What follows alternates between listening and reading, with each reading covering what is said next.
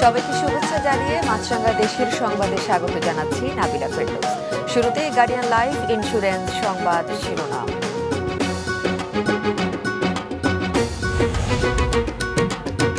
বাড়ছে নদ নদীর পানি। সিলেট সুনামগঞ্জে বন্যা পরিস্থিতির আরও অবনতি। পানিবন্দী লাখো মানুষ। উত্তরাঞ্চলেও বন্যার আশঙ্কা। কক্সবাজারে চারা রোহিঙ্গা ক্যাম্পে পাহাড় ধসে অন্তত 9 জনের মৃত্যু। আরও দুর্ঘটনা এড়াতে নিরাপদ স্থানে সরে যেতে মাইকিং। এবার বিস্তারিত।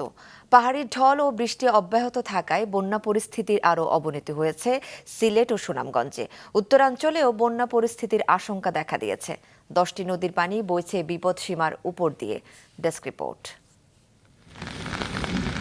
সিলেটে সুরমা ও কুশিয়ারার বিভিন্ন পয়েন্টে পানি বিপদসীমার উপর থাকলেও প্রতিনিয়ত বাড়ছে লোভা, সারি ও ধলাইসহ অন্যান্য নদীর পানিও। জেলা প্রশাসনের তথ্যমতে জকিগঞ্জ, কানাইঘাট, কোম্পানীগঞ্জ ও সদর উপজেলার 1300-র উপর গ্রাম প্লাবিত হয়েছে। পানিবন্দী আছে প্রায় 7 লাখ মানুষ। এদের মধ্যে মহানগরের 7টি ওয়ার্ডে পানিবন্দির সংখ্যা প্রায় 1.5 লাখ। আশ্রয়কেন্দ্র তো আমরা এখানে তো খোলা বাড়ি আছে, এটা তো সব মানুষ বরি গেছে কালকে রাত্রেও। এখন তো আর জায়গা নাই, এখন আমরা যাইনি। আমাদের তো অবস্থা খারাপ, পানি বাসিয়া সপ্তাহের জিনিসপত্র দেখেনি। পরিস্থিতি মোকাবেলায় সিটি কর্পোরেশনের সব কর্মকর্তা কর্মচারীর ছুটি বাতিল করা হয়েছে। শুকনো খাবার ও বিশুদ্ধ পানি সরবরাহ সহ বন্যা দুর্গতদের সহায়তায় নেওয়া হচ্ছে নানা উদ্যোগ। একটি মানুষও যাতে কষ্টে না থাকে, আশ্রয়কেন্দ্রগুলোতে আমরা খাবার পরিবেশন করব, মেডিসিন, পানি যা যা লাগে আমাদের পক্ষ থেকে করা হবে। দুর্যোগ এলাকায় কাজ করার জন্য, মানুষকে সাহায্য করার জন্য এই মন্ত্রণালয়ে আমরা বোর্ড তৈরি করতেছি। অবশ্যই এই বোর্ডে খুব শীঘ্রই এই বোর্ড আমরা হাতে পৌঁছবে এবং এই বোর্ড অবশ্যই আপনারা এই এলাকার মানুষ পাবে। এদিকে সুনামগঞ্জে সুরমার পানি কিছুটা কমলেও এখনো বইছে বিপদসীমার উপর দিয়ে। নতুন করে প্লাবিত হয়েছে দোয়ারা বাজারের ছাতক, জামালগঞ্জ, তাহিরপুর, সাল্লা, ধর্মপাশা উপজেলার বিভিন্ন গ্রাম।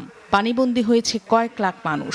সুনামগঞ্জ সিলেট, জামালগঞ্জ সুনামগঞ্জ সড়ক সহ ছাতক দোয়ারা বাজার সড়কে পানি উঠে যাওয়ায় ব্যাহত হচ্ছে যান চলাচল। ঘরের ভিতরে পানি ঢুকে গেছে ভাই। সকাল থেকে বুর 4টার থেকে পানি, এখনো মাল টানা আছে, এখনো মাল টানতে আছে।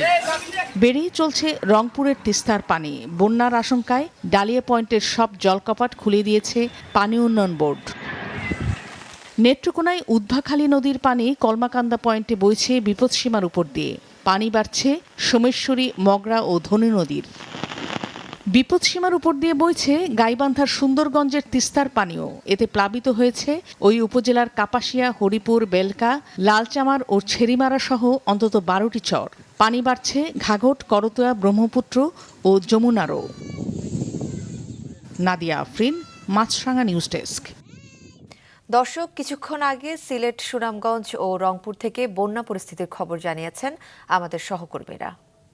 জেলায় প্রায় 7 লক্ষ মানুষ কিন্তু পানিবন্দী অবস্থায় আছে। আমি এই মুহূর্তে দাঁড়িয়ে আছি সিলেট নগরীর তালতলা পয়েন্টে। আপনারা দেখতে পাচ্ছেন পিছনে এই পুরো নগরটি গত 2 দিন ধরে কিন্তু পানিতে তলিয়ে আছে। এসব এলাকার মানুষ খেয়ে না খেয়ে দিন পার করছেন। আমরা কথা বলেছিলাম দুর্গত মানুষের সাথে, তারা বলছেন যে শহরের ভিতরে যেসব জায়গায় অনেক জায়গায় ত্রাণ পৌঁছলো, কিন্তু একদম উপজেলা সীমান্তবর্তী এলাকায় প্রত্যন্ত অঞ্চলে কিন্তু সেভাবে ত্রাণ কার্যক্রম পরিচালনা করা যাচ্ছে না। সুরমা নদীর পানি বিপদসীমার 40 সেন্টিমিটার উপর দিয়ে সুলগর পয়েন্টে প্রবাহিত হচ্ছে। সুলগর পয়েন্টে পানি গতকাল থেকে কিছুটা কমলেও হাওরের দিকে পানি কিন্তু ক্রমেই বেড়ে যাচ্ছে। হাওরের দিকে পানি বৃদ্ধি পাওয়ার ফলে মানুষের দুর্ভোগ, দুর্দশার চিত্র কিন্তু দিনে দিনে বড় হতে শুরু করেছে। গত কয়েকদিনের উজানের পাহাড়ি ঢল ও বৃষ্টিপাতে কিন্তু তিস্তার পানির বৃদ্ধি পাচ্ছে। এই বৃদ্ধি অব্যাহতর কারণে কাউনিয়া পয়েন্টে আজ সকাল থেকে তিস্তা নদীর পানি বিপদসীমার 20 সেন্টিমিটার উপর দিয়ে প্রবাহিত হচ্ছে। আর এই বৃদ্ধি হওয়ার কারণে কাউনিয়ার বালাপাড়ার গদাই গ্রামে কিন্তু ভাঙনের সৃষ্টি হয়েছে। কক্সবাজারের উখিয়া উপজেলায় 4টি রোহিঙ্গা ক্যাম্পে ভারী বর্ষণে পাহাড় ধসে অন্তত 9 জনের মৃত্যু হয়েছে। গত রাতে 8, 9, 10 ও 14 নম্বর ক্যাম্পের বিভিন্ন স্থানে পাহাড় ধস ঘটে। এতে নিহতদের মধ্যে 8 জন রোহিঙ্গা ও 1 জন স্থানীয় ব্যক্তি। অতিরিক্ত শরণার্থী, ত্রাণ ও প্রত্যাবাসন কমিশনার মোহাম্মদ শামসুদ্দৌজা জানান, নিহতদের মধ্যে 3 জন শিশু ও 3 জন নারীও রয়েছে। ক্যাম্পে পাহাড় ঘেঁষে অনেক বসতি রয়েছে। দুর্ঘটনা এড়াতে লোকজনকে নিরাপদ স্থানে সরে যেতে এলাকায় মাইকিং করা হচ্ছে। যারা ঝুঁকিপূর্ণ জায়গা আছে তাদেরকে সরানোর জন্য অনুরোধ জানানো হচ্ছে। তাদের ইন দ্য মিন টাইম তারা যখন থাকবো মানে এই আশ্রয়ের বাইরে আশ্রয় কিনতে থাকবে, তাদেরকে খাওয়া টাওয়ার ব্যবস্থা করা হচ্ছে। চট্টগ্রাম নগরীর বিভিন্ন চামড়ার আড়তে ৩.৫ লক্ষ চামড়া সংগ্রহের লক্ষ্যমাত্রা নিয়ে দিনরাত কাজ চলছে। তবে লোকসানের শঙ্কায় মৌসুমী ব্যবসায়ীরা। আব্দুল্লাহ রাকিবের রিপোর্ট, ক্যামেরায় সাথে ছিলেন সঞ্জীব দে। চট্টগ্রাম নগরীর আতুরার ডিপো এলাকায় স্তূপ করে রাখা হয়েছে লবণযুক্ত কাঁচা চামড়া।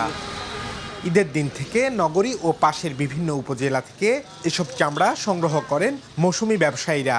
তবে সরকারি দরে চামড়া সংগ্রহ করলেও আড়তে সেই দাম পাচ্ছেন না বলে অভিযোগ তাদের। ফার্স্টে 300 টাকা মূল্যছে, ওইটা তো আমার কিনে পড়ে না, আমি কেমনে দেবো? তারপরে গেছি যেতে মাল এখানে জাম হইতেছে আস্তে আস্তে, হয় 100 টাকা 150 টাকা। দেশের মধ্যে সবকিছু দাম বাড়তেছে, কিন্তু চামড়ার দাম বাড়তেছে না। মৌসুমী ব্যবসায়ীরা লবণের দাম যুক্ত না করেই চামড়া সংগ্রহ করায় বিপাকে পড়ছেন বলে জানান আড়তদাররা। একই সাথে ট্যানারি মালিকদের সরকারি দরে চামড়া না কেনার প্রভাব মাঠ পর্যায়ে পড়ে বলে দাবি আড়তদার সমিতির নেতাদের। প্রতি বছর তো চামড়ার দামটা দেয়, কিন্তু ট্যানারি মালিক তো সরকারের নির্ধারিত দামে আমাদের থেকে চামড়াটা কিনে না। সরকার তো তখন আর মনিটরিংও করে না। বাণিজ্য মন্ত্রণালয় বলেন, বক্তা বলেন, কেউ আমাদের কাছ থেকে খোঁজখবর নেয় না। আসলে আদৌ আমরা কি চামড়াটা বিক্রি করতে পারছি ট্যানারি মালিকের কাছে, বা কী দামে বিক্রি করছি?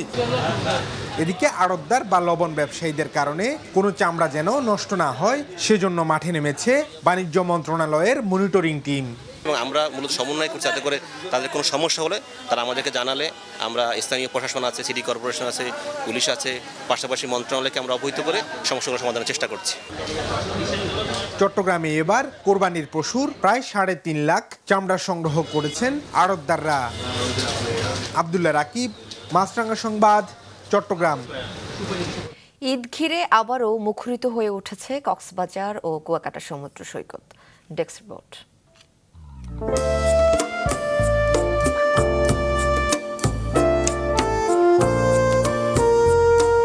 ঈদ ঘিরে প্রতি বছরই লাখো পর্যটকের সমাগম ঘটে কক্সবাজার সৈকতে। এবারও দর্শনার্থীদের পদচারণায় মুখর বেলাভূমি। তবে গেল কয়েকদিনের তীব্র গরম ও গতকাল থেকে বৃষ্টির কারণে কিছুটা ভাটা পড়েছে ঘোরাঘুরিতে। আমরা বন্ধুদের বউদের নিয়ে ঘুরতে আসছি, অনেক ভালো লাগতেছে। এখানে অনেক ভালো ফিল হচ্ছে, কারণ পরিবেশটা অনেক সুন্দর, অনেক পর্যটকে বীরপুর হয়ে গেছে। সেই ঈদের তৃতীয় দিনে পর্যটকদের পদচারণায় প্রাণচাঞ্চল্য ফিরে পেয়েছে কুয়াকাটা সৈকত। পর্যটকরা বৈরী আবহাওয়া উপেক্ষা করে সৈকতের বালিয়াড়িতে আছড়ে পড়া ঢেউয়ের সঙ্গে মিতালিতে মেতে ওঠেন। আমার বোনের সাথে এসেছি, অনেক মজা লাগছে, মানে ঘুরতে ভালো লাগতেছে। অনেক সুন্দর কুয়াকাটা, আমরা সূর্যাস্ত দেখবো সন্ধ্যায়, অনেক সুন্দর, আমার খুব মজা লেগেছে। শুধু সৈকত নয়, ভিড় বেড়েছে পটুয়াখালী শহরের বিনোদন কেন্দ্রগুলোতেও। পরিবার পরিজন ও বন্ধু বান্ধবের সাথে আনন্দ ঘন সময় কাটাতে বিভিন্ন লেক পারে ভিড় করছেন ভ্রমণ পিপাসু মানুষ।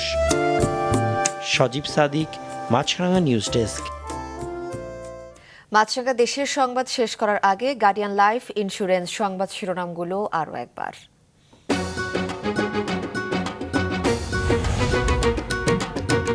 বাড়ছে নদ নদীর পানি, সিলেট সুনামগঞ্জে বন্যা পরিস্থিতির আরও অবনতি। পানিবন্দী লাখো মানুষ, উত্তরাঞ্চলেও বন্যার আশঙ্কা। কক্সবাজারে 4টি রোহিঙ্গা ক্যাম্পে পাহাড় ধসে অন্তত 9 জনের মৃত্যু। আরও দুর্ঘটনা এড়াতে নিরাপদ স্থানে সরে যেতে মাইকিং। এ ছিল এখনকার মতো। ফেসবুকে আপডেট পেতে ভিজিট করুন মাছরাঙা টেলিভিশনের পেজে। ইউটিউব চ্যানেলেও দেখতে পারেন আমাদের সংবাদ প্রতিবেদন ও অনুষ্ঠান। আমাদের পরবর্তী সংবাদ সন্ধ্যা 7টায় দেখার আমন্ত্রণ রইল।